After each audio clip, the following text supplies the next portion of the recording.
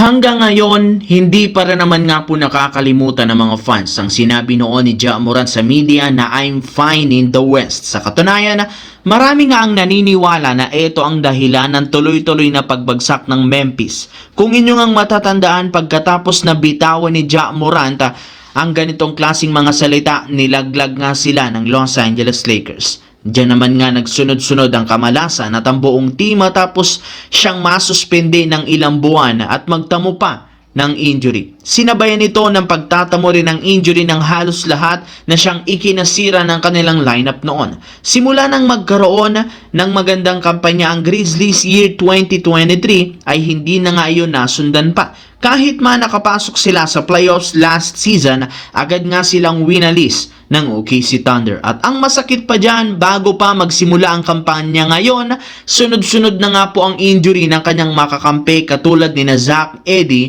Brandon Clark at Jaren Jackson Jr. na hindi makakapaglaro sa unang mga laban. Kaya may ilang mga fans ang nagsabi, karma nga daw ito kay Ja Morant. Samantala, nilinaw nga ng mga analyst, wala nga pong namamagitang problema sa front office ng Lakers at ng kampo ni Lebron kahit man wala pa itong nakuha ang bagong extension.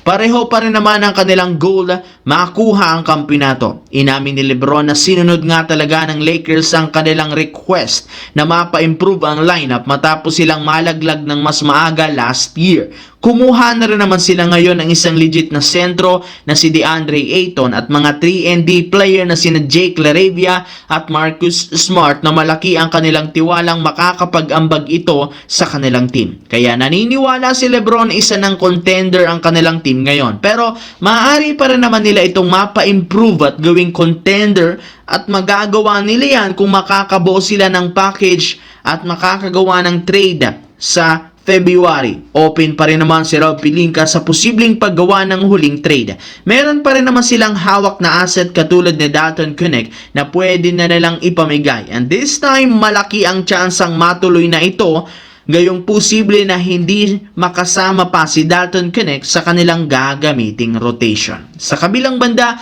sakto isang linggo bago magsimula ang preseason, meron pa rin naman nga pong malalaking pangalan na nakatambay ngayon sa free agency. At isa dyan ang veterano na si Russell Westbrook na kasalukuyang hinihintay kung makukuha ng Sacramento Kings si Jonathan Kuminga sa isang trade. Pinangakuan nga ng front office ng Kings na kapag nakuha nila si Kuminga, bibigyan siya ng bagong kontrata. Sa madaling salita, may tsansa pa rin si Westbrook na makabalik. Depende sa magiging resulta ng negosasyon ng Kings at Warriors. Kaya habang hinihintay ito, patuloy nga niyang pinapa-improve ang kanyang skills. Kumpara last season, mas healthy siya ngayon kaya wala nga siyang iniindang injury at mas magkakaroon siya ng impact sa Kings kung matuloy ang pagbibigay sa kanya ng kontrata.